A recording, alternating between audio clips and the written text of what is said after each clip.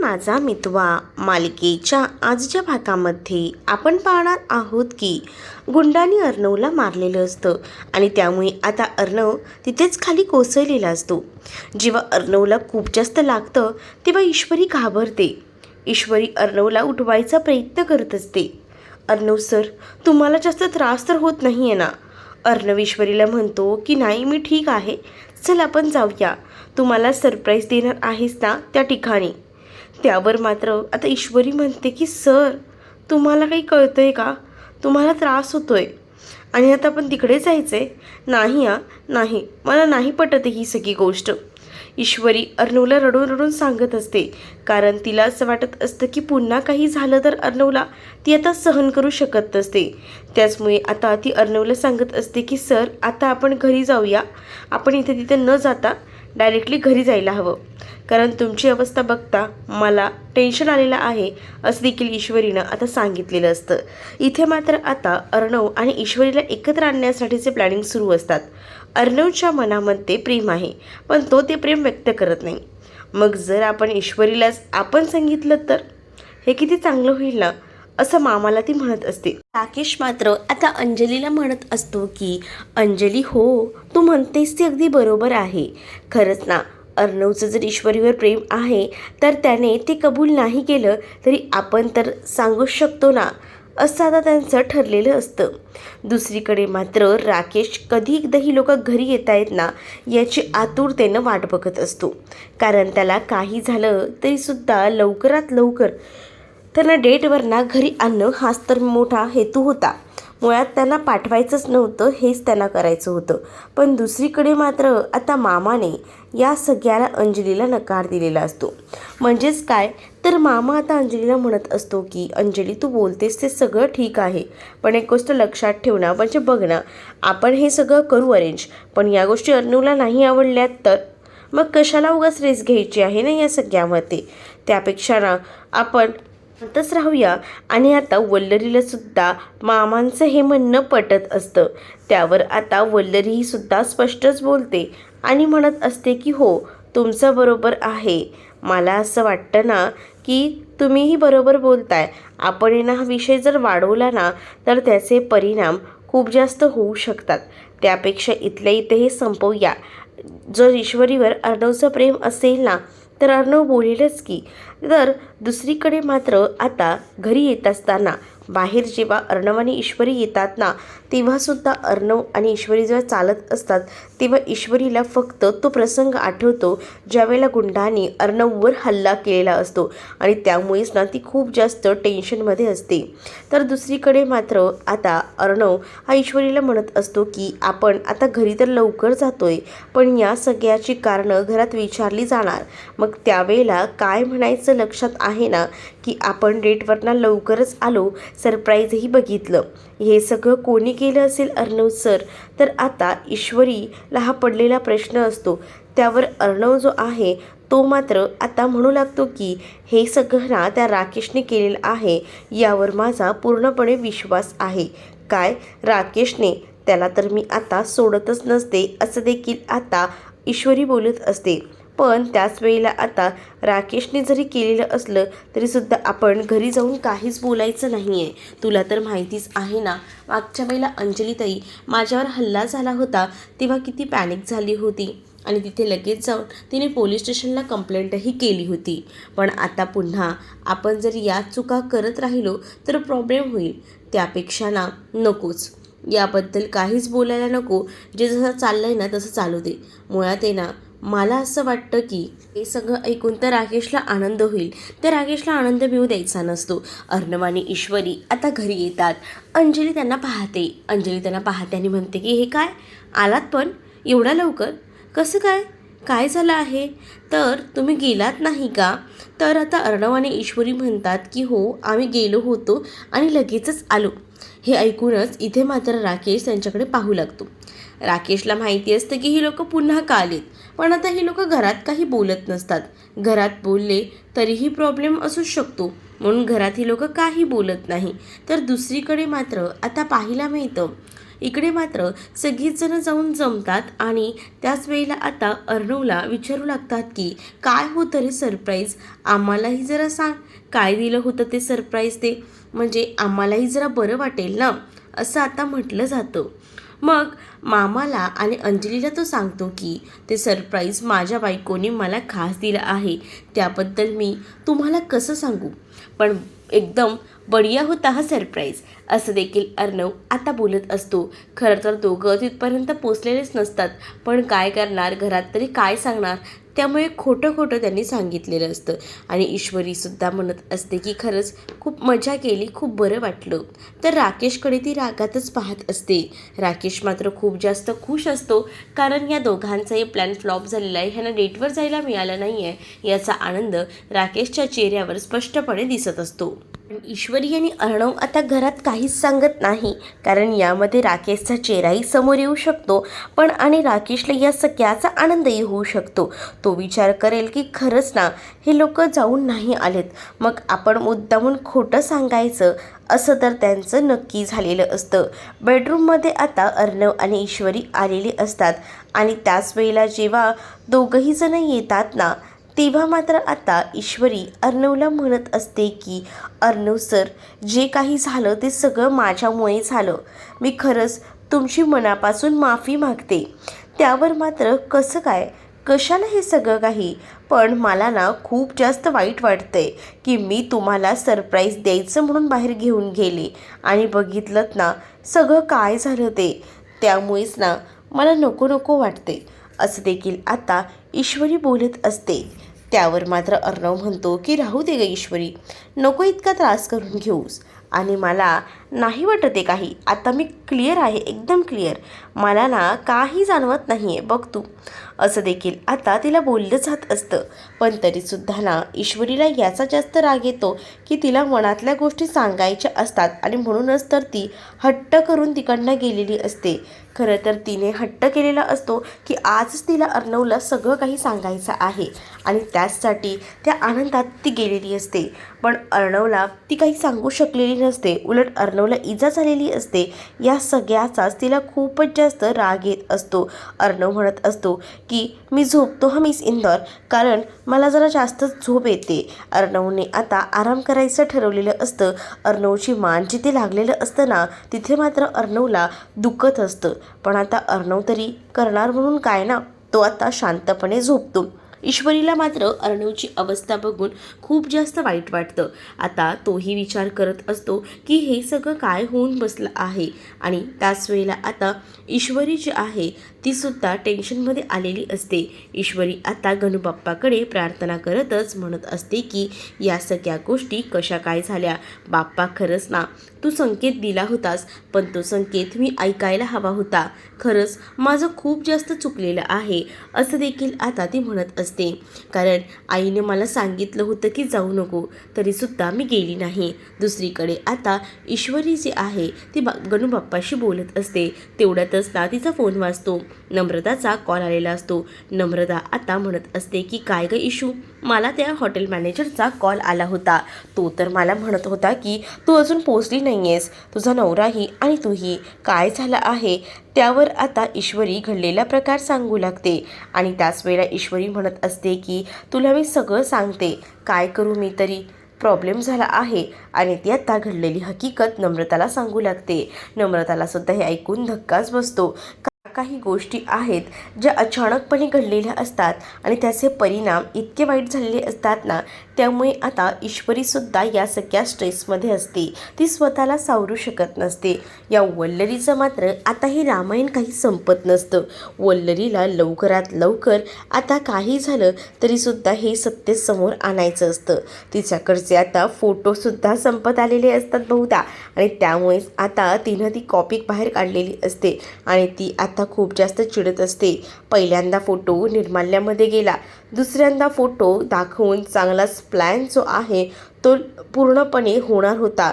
पण या जावई बापूंनी आणि या लावण्याने माझ्या प्लॅनची माती केली. यांनी जराही माझ्यावर विश्वास ठेवला नाही. माझ्यावर मी जरी विचार केला होता की या सगळ्या गोष्टी मस्त घडतील, पण यांनी माझ्या प्लॅनची पूर्णतः वाट लावली. खरं तर जी वल्लरी प्लॅनिंग करत असते ना, याबद्दल ती कोणालाही सांगत नाही. म्हणूनच तर ना तिच्या हे सगळं अंगाशी आलेलं होतं.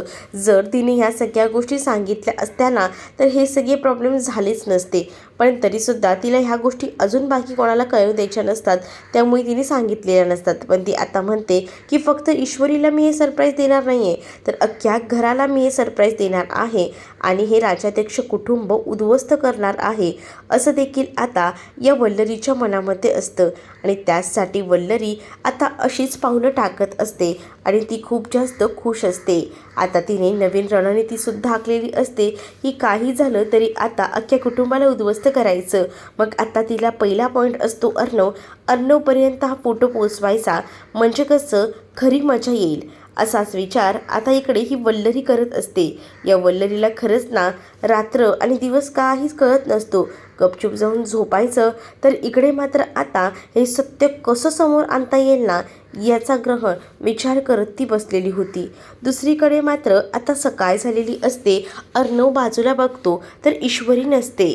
पण त्याच वेळेला आता ईश्वरी समोरच उभी असते आणि अर्णवला म्हणते की अर्णव सर, खास तुमच्यासाठी तुमची ब्लॅक कॉफी आणि त्याचसोबत तुमचा डाएटचा नाश्ता. तर मिस इंदौर, एवढं सकाळी सकाळी आज कशाला तयार केलेस? तर तुम्हाला त्रास होत होता ना, आणि कालची सकाळ तुम्ही माझ्यासाठी हॅप्पी केली होती. म्हणजे मला काय हवं नको या सगळ्या गोष्टींचा तुम्ही काल विचार केला होता. मग म्हटलं आज जरा आपण तुम्हाला खुश करावं, म्हणूनच तुमच्यासाठी खास मी हे सगळं काही केलेलं आहे, असं देखील आता ईश्वरी बोलत असते. घ्या तुम्ही कॉफी घ्या, म्हणजे तुम्हाला बरं वाटेल, असं देखील आता ईश्वरी बोलत असते. त्यावर अर्णवही खूप जास्त खुश झालेला असतो. अर्णव ईश्वरीला म्हणतो की त्यात काय एवढं, मला तुला वाढदिवस खूप छान हॅप्पी आणि सरप्रायझिंग करायचा होता, म्हणून मी हे सगळं केलं. पण तुम्हाला या सगळ्यात किती त्रास झाला ना, म्हणजे काल तुम्ही खूप काही केलं माझ्यासाठी. मिस इंदौर, अगं इतकं तर चालतंच ना. नाही हो अर्णव सर, म्हणजे बघा ना, तुम्ही पूर्ण इंदौरच इथे उभं केलं, त्यालासुद्धा तुम्हाला किती त्रास झाला असेल. आपल्या माणसासाठी आपण काही करतो ना, तर त्याचा त्रास होत नसतो, त्या गोष्टी आपल्याला उलट आवडत असतात. अगदी तसंच माझंही झालं. मला ना या गोष्टी खूप जास्त आवडल्या. नको तू विचार करूस या गोष्टीचा इतका, असं देखील आता म्हटलं जात असतं. आणि जेव्हा आता या सगळ्या गोष्टी बोलल्या जातात ना, तेव्हा मात्र आता इकडे ईश्वरी म्हणत असते की खरंच ना अर्णव सर, पण रात्री जे काही झालं ना, त्यामुळे थोडं का होईना मला वाईट वाटलं. अर्णव आता कॉफी पित असतो तर ईश्वरी त्याच्याकडे पाहत असते. अर्णवला आता ईश्वरी सांगत असते की अर्णव सर, तुम्ही फ्रेश होऊन घ्या. मग तुम्हाला अजून काही हवं असेल तर मला सांगा, मग मी तुमच्यासाठी तेही करायला तयार आहे, असं देखील ईश्वरी आता म्हणत असते. ईश्वरी जेव्हा आता हे सगळं काही बोलते ना, तेव्हा मात्र आता अर्णव हा खूप जास्त खुश असतो. अर्णव थोडीशी कॉफी पितो आणि आता आतमध्ये निघून जातो फ्रेश होण्यासाठी, म्हणजेच आंघोळी करण्यासाठी. पण अर्णवला आता बोलत असताना म्हणून गेलेला असतो की आपण फ्रेंड्स आहोत, फ्रेंड्समध्ये एवढं तर चालतंच. मग आता ईश्वरी विचार करते की या सरांची गाडी फ्रेंड्सच्या पुढे जाणारच नाही आहे का? फक्त फ्रेंड्सच करत बसणार आहेत का? नवरा बायको म्हणून प्रेमाचंही नातं असतंच की, असा विचार ना आता ईश्वरी मनातल्या मनातच करत असते. तर दुसरीकडे मात्र आता पाहायला मिळतं ईश्वरी ही बेडरूममध्येच असते.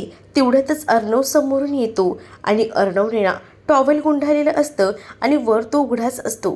तर दुसरीकडे ईश्वरी लगेचच घाबरते आणि ते टर्न मारते, कारण अर्णव हा पूर्णपणे शर्टलेस असतो आणि त्यामुळेच ना तिला आता कळत नसतं की काय करावं. पण आता अर्णव ईश्वरीला म्हणू लागतो की मला हँड शॉवर लागला ग जोरातच हाताला, मला ना हात इतका दुखतोय ना की काय बोलू तुला. तर ईश्वरी म्हणते काय हो सर, तुम्ही पण जरा बघून करायचं ना, तुम्हाला कळत नाही का? आता अर्णव म्हणतो अगं लागलंय ग चुकून, आता मी तरी काय करू, एक काम कर ना, हा शर्ट जरा मला घालून दे ना. त्यावर ईश्वरी म्हणते काय, मी तुम्हाला शर्ट घालून द्यायचा आहे? मग अर्णव म्हणतो की हो, मग काय झालं, दे ग जरा मला हा शर्ट घालून, असं आता अर्णव डायरेक्टली तिला बोलतो. ईश्वरी आता एकदमच घाबरते, दचकते, कारण अर्णव ना एकदम पूर्ण शर्टलेस होता. आणि मग आता त्याला शर्ट घालायचा म्हणजे आता तिला थोडीशी अशी लाज वाटत असते, ती लाजू लागते.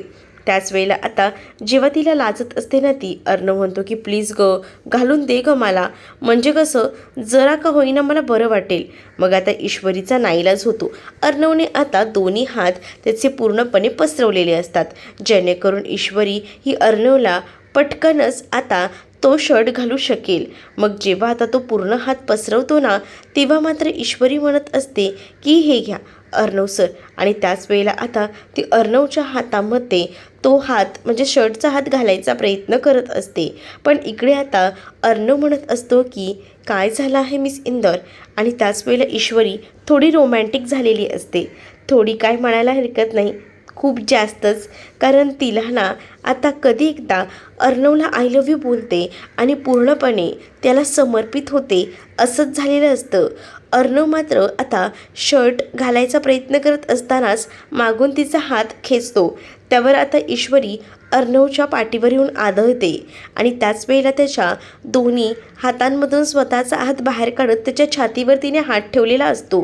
आणि आता ती त्याच्याकडे एकटक पाहत असते. खूप छान असे प्रेमाचे वारे वाहत असतात. तर या बेडरूममध्ये ईश्वरी आणि अर्णव खूपच जास्त जवळ आलेले असतात आणि बॅकग्राऊंडला खूप सुंदर असं गाणंही सुरू असतं. इशाऱ्यांची पहिल्या ह्या प्रेमाची, हे काहीसं गाणं तिथे सुरू असतं. त्याच वेळेला आता अर्णव ईश्वरीकडे पाहत असतो. ईश्वरीला म्हणत असतो की काय मिस इंदौर, कसं वाटतंय, कर ना पुढचं, चल. असं म्हटल्याबरोबर ईश्वरी म्हणत असते हो ना सर, थांबा ना थांबा. आता ती या मिठीमध्ये इतकी गुंग झालेली असते की तिला स्वतःचंही भान नसतं की ती काय करत आहे ते. खरंच ना, या सगळ्यामुळे ईश्वरी आणि अर्णव खूपच जास्त जवळ आलेले असतात. या शॉवरने तर एकदमच कमाल केलेली असते असंच म्हणायला हरकत नाही. कारण जे ईश्वरी आणि अर्णव कधीही एकत्र येत नाहीत, ते आता या अर्थाने तरी का होईना एकत्र आलेले असतात. पण हो हो हो, थांबा थांबा थांबा, हे सगळं ना ईश्वरीला पडलेलं स्वप्न होतं, स्वप्न. कारण इथे अर्णव जोरात अजूनही ओरडत असतो, मिस इंदौर दे ना ग मला हे शर्ट घालून. मग आता ईश्वरी त्या तंद्रीतून बाहेर येते आणि अर्णवच्या हातामधून ते व्यवस्थितपणे शर्ट घालून देते. तेव्हा मात्र ईश्वरी स्वतःच्याच डोक्याला हात लावते आणि आपलं काय चाललं आहे, आपल्याला हे कसे भास होत आहेत याचाच आता ती विचार करत असते.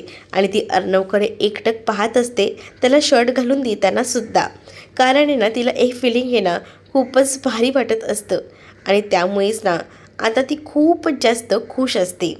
तर इकडे मात्र आता अर्णव आणि ईश्वरी हे एकमेकांकडे मध्ये रमलेले असतात. खास करून ईश्वरीला ना अर्णवमध्ये जो काही आनंद मिळत असतो ना, तो शब्दात न सांगण्यासारखा असतो आणि त्यामुळेच ना ती खूपच जास्त हॅप्पी असते, खुश असते. तर तेवढ्यातच पुढील भागात आपल्याला पाहायला मिळतं, अर्णव आणि ईश्वरी किचनमध्ये असतात. ईश्वरी अर्णवच्या प्रेमामध्ये अखंड बुडालेली असते. म्हणजेच ती टमॅटो कापताना सुद्धा एका वेगळ्याच तंद्रीत जाते आणि त्यामुळेच ना आता तिचं बोट कापलं जातं. आणि जेव्हा आता तिचं बोट कापलं जातं ना, तेव्हा अर्णव तिचं बोट घेतो आणि आपल्या तोंडात घालतो. हे बघूनच आता ईश्वरी म्हणत असते की आपण सर किती जवळ आलो आहे ना दोघंही एकमेकांच्या. असं बोलल्यावर अर्णव ईश्वरीकडे पाहतच राहतो. तर दुसरीकडे आता 5 लाख जे काही आता घेतलेले असतात अंजलीकडून राकेशने, त्याबद्दल मामा अर्णवला सांगू लागतो. आणि ही गोष्ट आता अर्णवला समजते, तेव्हा त्याला धक्काच बसतो. पण आता इकडे राकेशची अजून पैसे उघडायची तयारी सुरू असते. त्याचं म्हणणं हेच असतं की काही झालं ना तरीसुद्धा मी हे पैसे उखळणारच आहे आणि त्यासाठी मी अजून काहीतरी बायकोला मस्का लावेनच, असं मात्र आता त्याचं नक्की झालेलं असतं. म्हणूनच तो आता खूप जास्त खुश असतो. तर दुसरीकडे मात्र आता अर्णव आणि मामाने प्लॅनिंग केलेलं असतं की काही झालं तरीसुद्धा हे असं होऊ द्यायचं नाही. आता अर्णव कशा पद्धतीने राकेशची चारही बाजूने कोंडी करतो हे पाहणं इंटरेस्टिंग असणार आहे. तुम्ही जर आपल्या चॅनलवर नवीन असाल ना तर चॅनलला नक्की सबस्क्राईब करा. चला तर मग भेटूया पुढील भागामध्ये. तोपर्यंत टाटा बाय.